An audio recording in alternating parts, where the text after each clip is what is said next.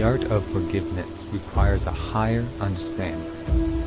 If you do not understand yourself, then you will not understand others. If you do not understand others, you will not understand yourself. With true understanding comes liberation. Think of all the people who have wronged you. Do you think that if any of them understood you as well as you understand yourself, that any of them would have wanted to hurt you? Likewise, if you understood them as well, would you wish harm on them? Those who harm others do it out of ignorance, not understanding. This is the essence of the phrase, "Forgive them, for they know not what they do." Or, as I like to say, those who do wrong do not understand the wrong they do, but those who understand can do no wrong. It is not a secret that the majority of violent criminals have had a troubled childhood, which is the source of their criminal behavior.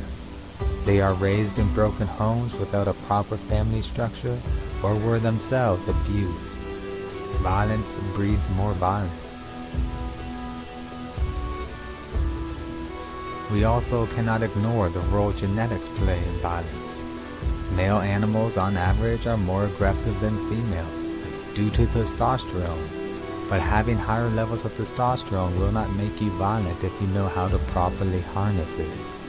Like all power, one must know how to control that power, or they will be controlled by it. Not everyone with a troubled childhood will grow up to become criminals, but most criminals have had troubled pasts.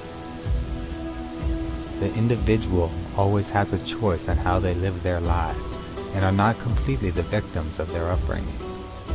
Nonetheless, those who lack self-awareness are more likely to become victims of their past than those who are self-realized. One must know thyself to reach a state of liberation. Those who live in darkness are blind to themselves and their actions and are deserving of forgiveness, but that does not mean letting one get away with wrongdoing.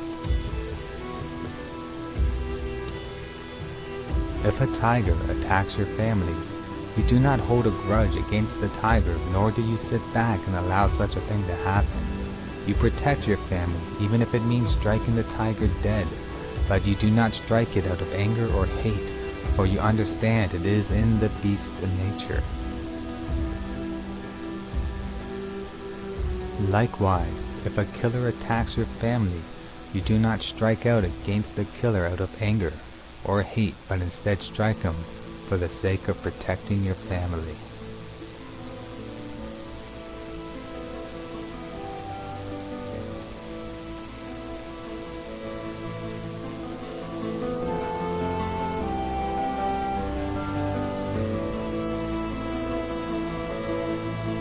If a warrior battles his enemy and strikes him down but continues to carry hate in his heart, that hate will cause stress on the body and the mind. That stress will kill you over time. It is as if when the warrior struck down his enemy also hit him with a poison dart, and although the enemy is dead, the effect of the poison slowly works its way to the heart of the warrior, killing him in time. It is as if the warrior has been killed in the end by the very enemy he struck down. To avoid the poison sting of an enemy, one must learn not to have anger and forgive even your enemies. Avoiding anger and hate in the midst of battle is key to winning any battle. Anger leads to mistakes. Mistakes lead to death. As the Bhagavad Gita states, anger leads to clouding of judgment, which results in bewilderment of the memory. When the memory is bewildered, the intellect gets destroyed, and when the intellect is destroyed, one is ruined. Anger leads to loss of memory also in the sense that in the heat of anger, you may forget yourself and do something that you will later regret. The Bhagavad Gita also states, there are 3 gates leading to hell of self-destruction for the soul: lust, anger, and greed. Therefore, all should abandon these three. Let's not forget Krishna explaining to Arjuna on the battlefield that one must fight without desire, something many professional fighters understand. When you are calm, you can win. When you are emotional, you have already lost. Yet another lesson from the Bhagavad Gita say that a noble person who sees no difference between happiness and grief is not swayed by them, qualifies for immortality.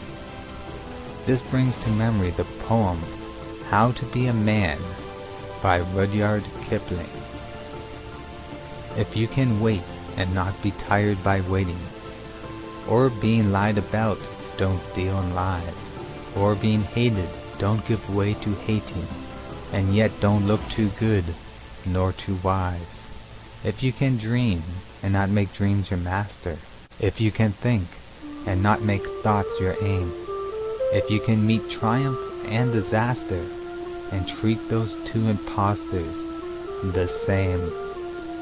This truth has been expressed many ways by many teachers, from Christ to the Buddha. Do not be swept up by emotion like a ship by the waves. Instead, stay calm and steer clear of the storm.